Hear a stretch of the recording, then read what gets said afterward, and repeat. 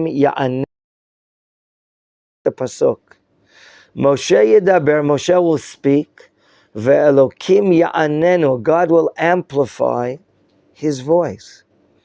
Moshe Rabbeinu was able to speak in front of millions of fellow Jews, men, women, and children, and elders, because God amplified his voice. But you know what? Moshe is about to die. Moshe is already weakened physically to a certain extent. He can no longer have his voice amplified. He's getting closer and closer to the laws of nature. And therefore, he sees fit, after the entire nation goes home to their own tents, to go visit and say shalom to everyone. Vayeilech Moshe, vayidaber, he's now saying bon voyage. He's going and saying goodbye to all of the nations, going to all the tribes, all the 12 tribes, speaking to everyone and basically saying, right now, my budget of life is coming to an end. My budget of life is coming to an end, and that's why it is crucial that I appoint Yoshua right now in front of everyone. So Moshe Rabbeinu, on a personal level, he is making the exchange. Number two, after on a personal level, talking to the nation that Yoshua will be the leader, Moshe calls Yoshua, and this calling is in front of all of Israel, and giving him the pikud, giving him the control, the command, and at the same time urging and strengthening him. And number three, we see a third level who calls out to Yoshua. Read the next psukim as well and see how Hashem himself is involved in the making or the appointing of Yoshua.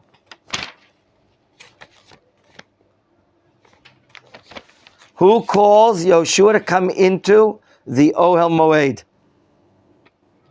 In verse 14, let's read it again. Vayomer Hashem el Moshe, Hein karvu yamecha lamut. God says to Moshe, your days are getting closer to die. Kurat Yoshua, v'tyatzu be'ol moed vatzavenu. Here it is. The third stage.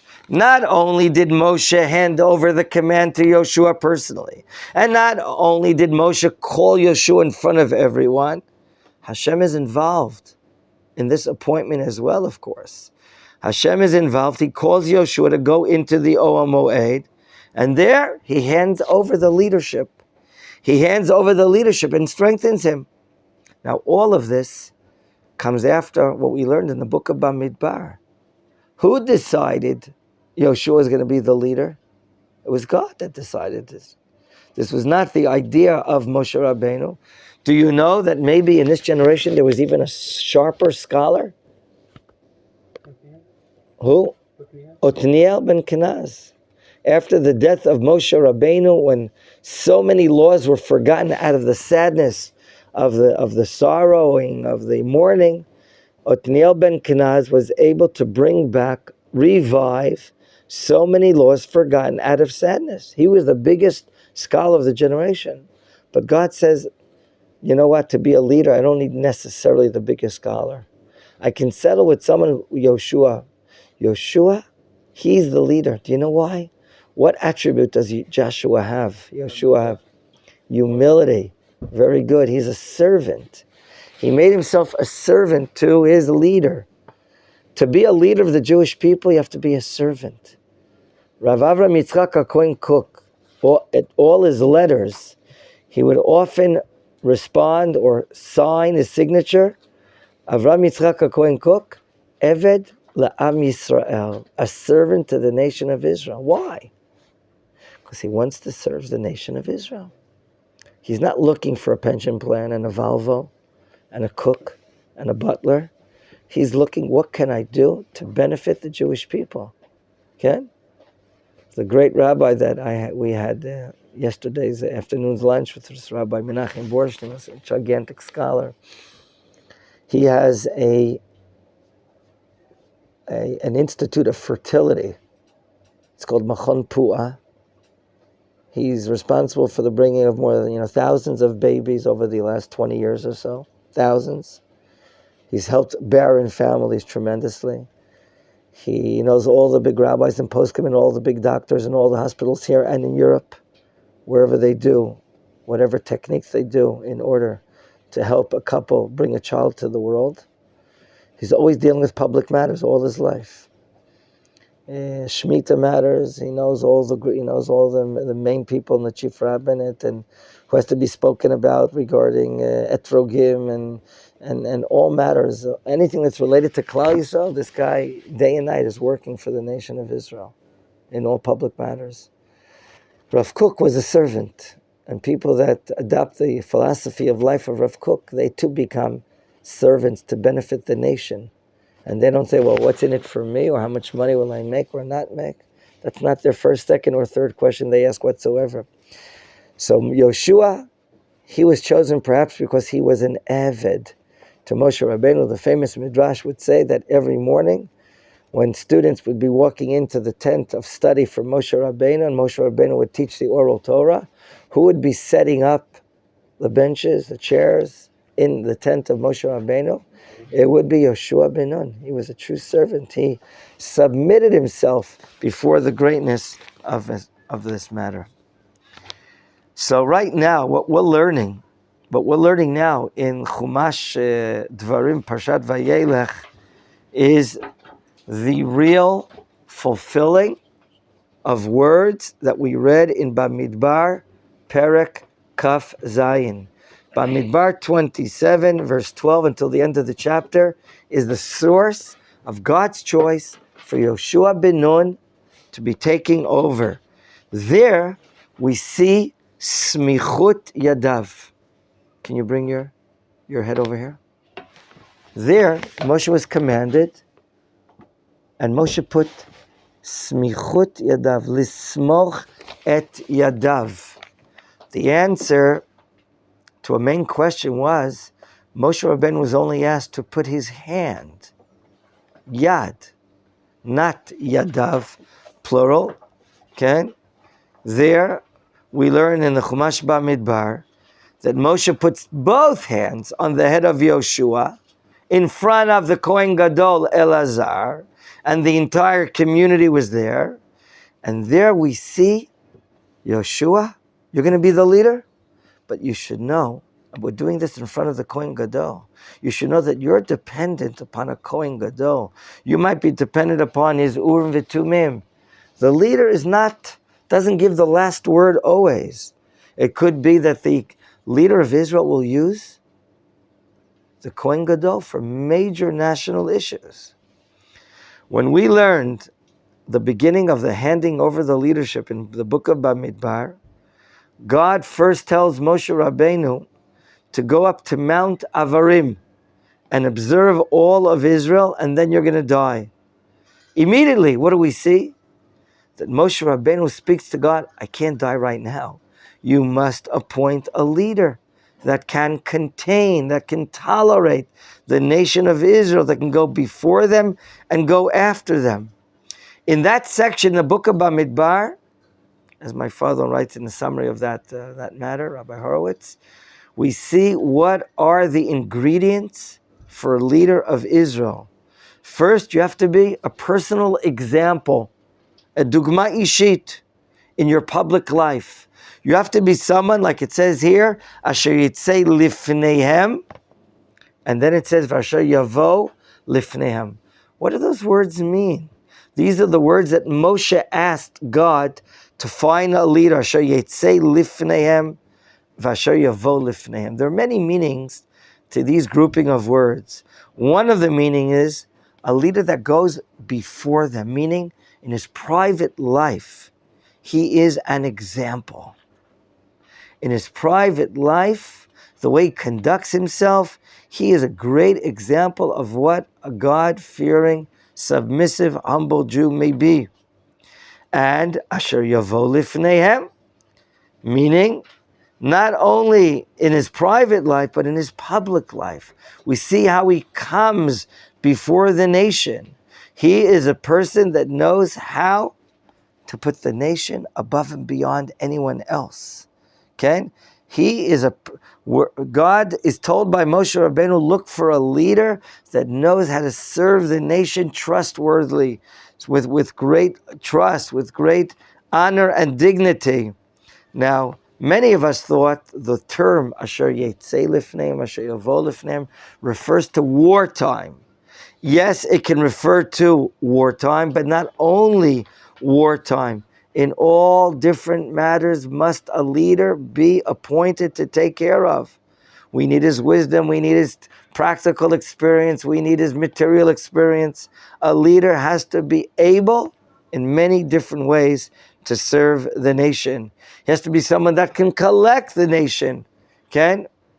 So we see here, that's the idea of putting his two hands on the head of Yoshua. It's not just something symbolic. Okay? That right now the heir, the continuer of the nation is Yoshua.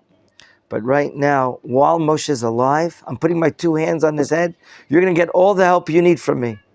I'm going to show you what to do. I'm going to guide you. I'm going to accompany you. Okay?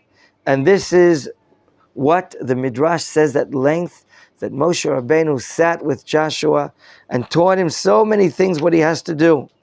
And even though Moshe was commanded to put one hand on the head of Yoshua, what did Moshe do? Moshe gave more. I want you to be greater. I don't want you just to have the influence of one hand of mine. I want you to be even greater. And therefore, Moshe Rabbeinu, as we learned, there put both hands on top of his head. Now, when we go back to the question, Vayeilech Moshe, and we said there was no need for him to go because we said he had all of Israel standing firmly in front of him. But we answered the question that everyone went home. Everyone went back to their tents, to their tribes, to their families. And now what is Moshe doing? He's bothering to go to every tent to say goodbye individually. Listen, if you were living in the generation of Moshe Rabbeinu and you performed so many miracles, you'd probably think no one can stand in the boots of a Moshe Rabbeinu, no matter how great Yeshua is. No one can do. He took us out of Mitzrayim. He gave us the Torah. He accompanied us 40 years in the desert. No one can be like a Moshe Rabbeinu. Do you understand why Moshe Rabbeinu is going around every tent, every family? He wants to encourage them. He wants to boost their spirits to make sure that they'll be able to withstand it. And now, Moshe Rabbeinu, in his style of words, uses the following. What does he say? Look, my time has come. Ben me'ah ve esrim shana nochi hayom. I have filled my time in life. Why 120, by the way? Why 120? In Breshit it says that the years of man will not exceed 120. Very good. Breshit chapter 6. Vayomer Hashem lo yadun ruchi ba'adam le'olam b'shagam u'basar vayu yamav 120 shana. B'shagam gematria Moshe. Moshe can only live 120 years. What does Moshe say to the nation?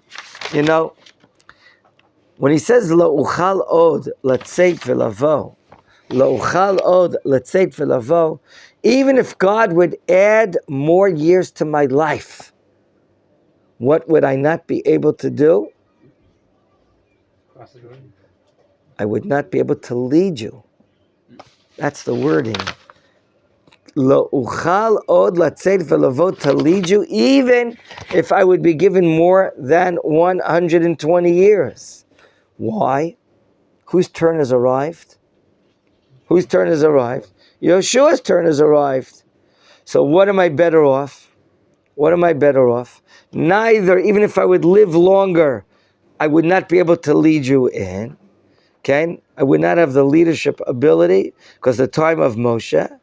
And even if you don't want me to be a leader, not a leader, I can't do it. Why? God prohibited me to do what? To cross the Jordan. Do you understand? Two things he's saying. I cannot lead you anymore because my time of life has come to an end. And even if I would be given longer life, I would not be able to lead you into Israel because I'm not allowed to cross the Jordan because of the terrible sin. So what am I better off doing? What is basically Moshe saying to the nation? What else? And I'm better dying right now. I don't want to delay the what? The entrance of the Jewish people into the land. And therefore I'm dying now. And right now, Yoshua must take over and bring the Jewish people to cross the Jordan. Okay?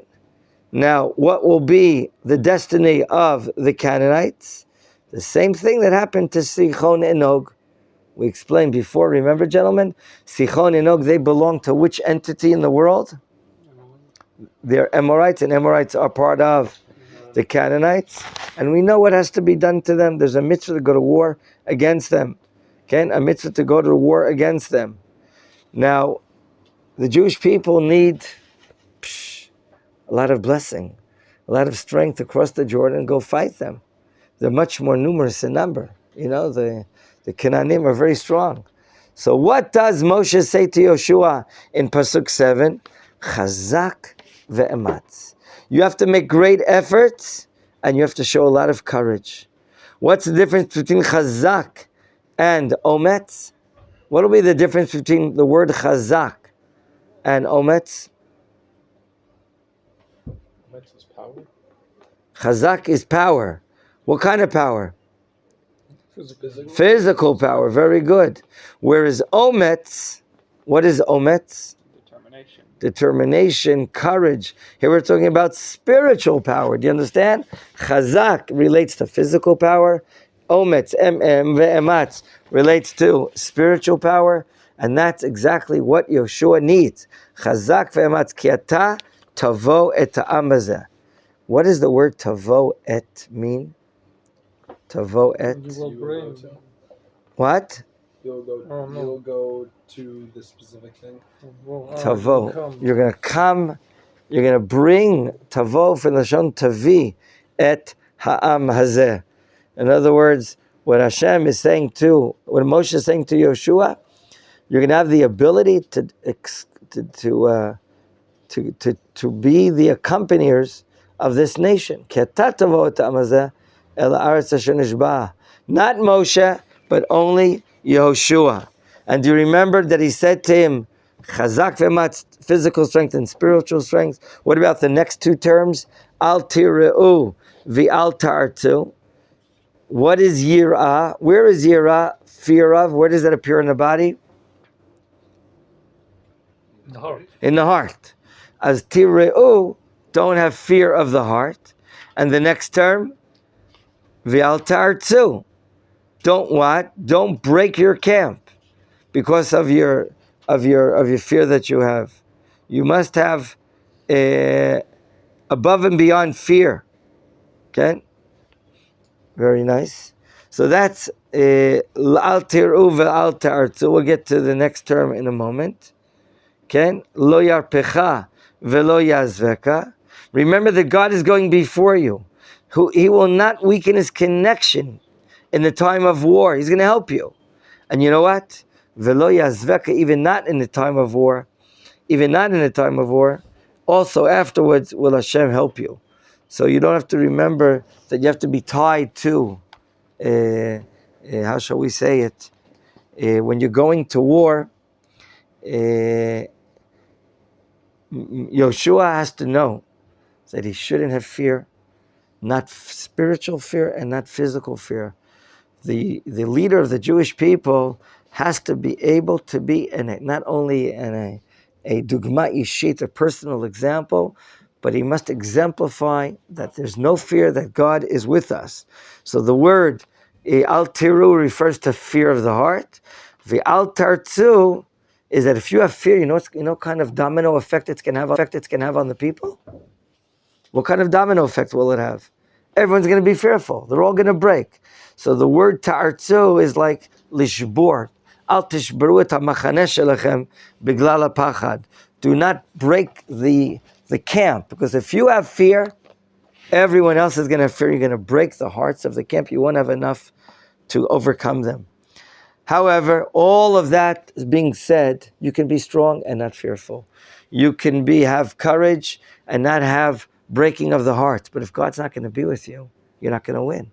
Therefore, the last term in verse 6, Ki Hashem Elokecha hu ha'olech imach lo yarpecha velo ya'azveka. Lo yarpecha velo ya'azveka can be understood here as a spiritual. Lo yarpecha, God is going to go with you during a time of war. He's not going to weaken his connection. Velo ya'azveka, when there is no war, he'll always be with you. So here we have the reassurance of Hashem that he must do what he has to do, and that Am Yisrael will overcome the wars against these nations. Gentlemen, this brings us up to Pasuk 9. Vayichtov Moshe et HaTorah hazot. Vayitna lakohanim b'nei Levi hanosim brit Hashem. Is this hard to you? Moshe is writing this Torah? Tell me, did we get a Sefer Torah at Sinai? No. Why do you say that? Because Moshe Rabbeinu had to write the whole thing down later, including things that happened in the very example. Excellent. So there was no Sefer Torah at Sinai. There was Shnei Luchot Arbit. We had 2 sets of tablets. When is the Torah being culminated right now? Maybe not right now. Vayichtov Moshe et HaTorah hazot. Does it say right now he's writing the Torah? No. He could be in the process of writing. When does he deliver it to the Kohanim? Only when what? The Torah is going to be completed. Are you aware later on that Moshe issues a Sefer Torah to each of the tribes? To each of the tribes, each of the 12 tribes. And maybe now to Levi, that's number 13. To the tribe of Levi. Do you understand that? Now, when is it being completed? Not now. Don't hang on there. It says Moshe, he wrote this Torah and he's going to give it to the Kohanim. When is he giving it? Doesn't mean he's giving it now. When he finishes writing the Torah, he's going to give it. We have to be very careful there when we read the words. Sometimes we don't understand what's going on. But God has a reason why Moshe, that this event is being written here. This event is being written here. And it's towards the end of the Torah. Okay, Vayichtov Moshe et Torah zov vayitna, and he delivers it to the Kohanim b'nei Levi. Now, what? He's finishing the Torah. When will it be finished? Maybe a few days from now. A few days from now, when all the other events are going to be written. And what commandment does he command us to do in the upcoming pasuk in verse 10? What's the name of this new mitzvah that we're learning about, that we haven't learned about before? In verse 10?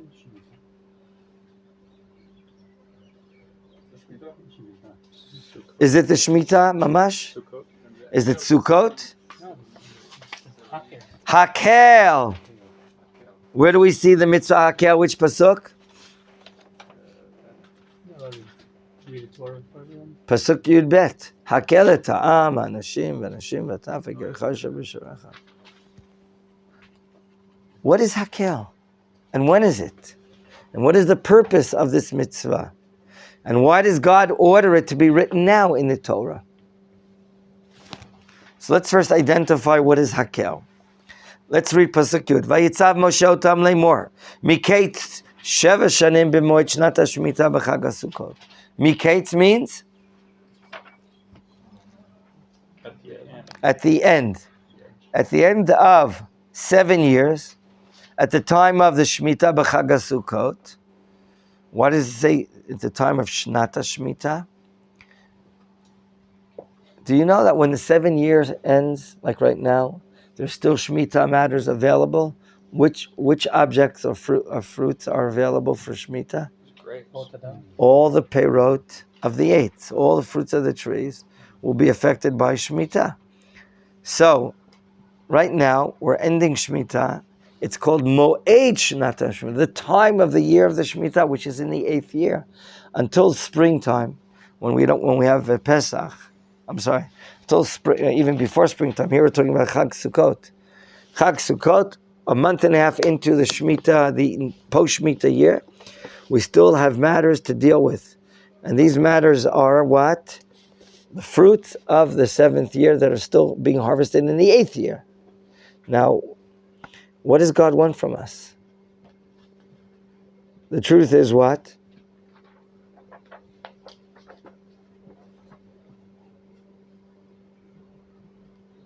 Ken, what do we understand from it? What are we going to do? The year after the Shemitah is still Shemitah, right now. And the holiday of Sukkot, we're going to have a great collection of Jews, men, women, and children. For what purpose? So we study and learn the Torah. I ask myself, why does God want this mitzvah recorded here? Why wasn't written? Does anyone have an idea or suggestion where it should be written?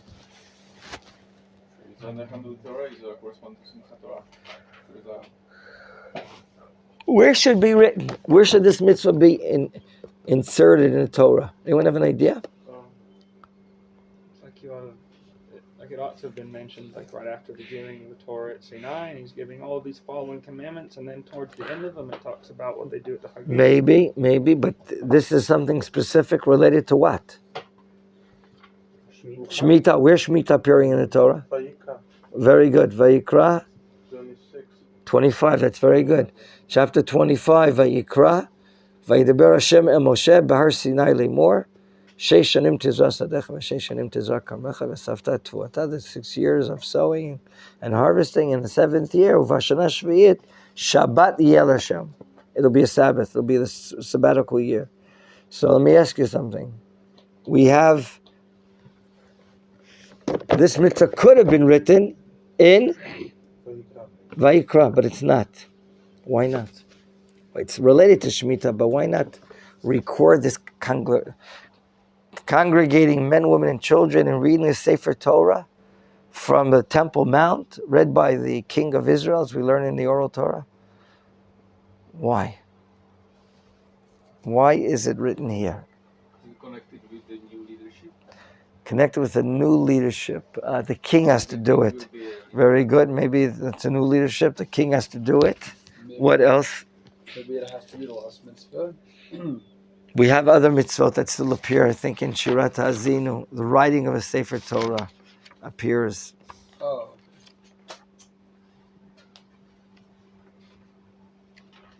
Because that's what we will have. When Moshe is not here, then we have Torah. But is it connected to any event? Is this connected to any event that we just learned about? I heard from my father, he suggested the following idea. Because I asked, what is it doing here? Didn't we just learn that the Jewish people, is it clear to us that in a short period of time we're crossing the Jordan River? Yeah, it's a mitzvah that is relevant only to the land of Israel. So it's a mitzvah, number one, related only to the land of Israel. Sukkot time, after the sabbatical year, Jewish people are making the pilgrimage up to the Temple Mount.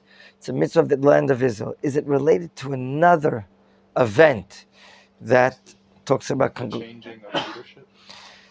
So the new king, right? Someone said that point, maybe a new king will be reading the Torah to the collected people. What else? What other great event of collection of Jews is happening when we cross the Jordan River? The brachot and klalot in the city of Shem. We're going to do blessings and curses in the city of Shem. Receive the Torah anew. That's conglomerating, bringing together all the Jewish people, men, women, and children. And here too, we see this mitzvah of Hakeel, which requires in the land of Israel conglomerating all the Jewish people coming together, and they shall learn the Torah. The king of Israel will teach them the Torah. So maybe we have an understanding that this mitzvah, God asked Moshe, take dictation. I want it to be written here. This has nothing to do with the speech of Moshe going around and saying Shalom Litrot to all of the Jewish people. This is something in and of itself. God has the mitzvah of Hakeel written here. And this mitzvah of Hakeel, of joining the Jewish people to be written here, of course has educational value, of course has a connection between God and Israel, and that's what has to be done. Okay? Has to be done that way. Yes. As it came after the Pachot, just because in terms of time. What do you mean? I don't understand what Sukkot does this have to do with the fact that we're getting the blessing offers. It's the only Chag that I'd be able to bring dry things from the Sukkot holiday, things that are brought up to the Beit HaMikdash, Bikurim, of other nature. Maybe now, remember, Sukkot is the end of the harvest. We're putting things now in storage. We can see the earnings God has blessed us with. Sukkot is a great time of the Jewish people coming together. They want to get a blessing. Even the Gentiles of the world would come together to the Beit HaMikdash. So it seems to be an opportune time. You're right. We're going to be crossing the Jordan River in which month? Nisan. In Nisan. 6 months later, this mitzvah is not coming. This mitzvah is not coming right away, by the way. This mitzvah is dependent upon conquering the land of Israel and apportioning it. We're 14 years plus another 7 years away from this mitzvah. Do you see that we're 21 years away from this mitzvah? We have to count the Shemitah years. When are we going to count the Shemitah years? Only after we've conquered the land. So, it's still important now because it gives us the idea that we have to come together. In the land of Israel, we have to come together and we have to be united. I respect your other opinion, different than me, but say that. You respect my opinion, respect your opinion. Okay, we're going to stop here, gentlemen, B'ezrat Hashem. Which one?